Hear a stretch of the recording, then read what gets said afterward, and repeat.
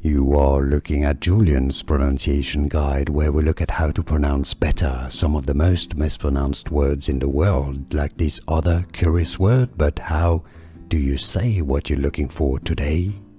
Let's learn once and for all how to pronounce the name of this mythological character. If you want to learn more names from Greek mythology that many get wrong, stay tuned. I've got more videos for you that you need to watch and learn from.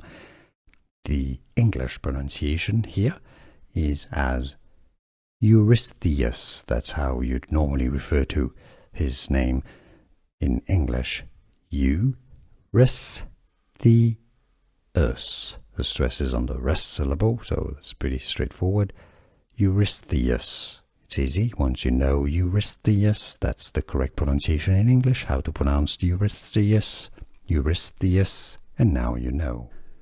Here are more videos on how to pronounce more confusing words and names too many mispronounced. Like this video if you found it useful. I appreciate your support. I'll see you soon and thanks for watching.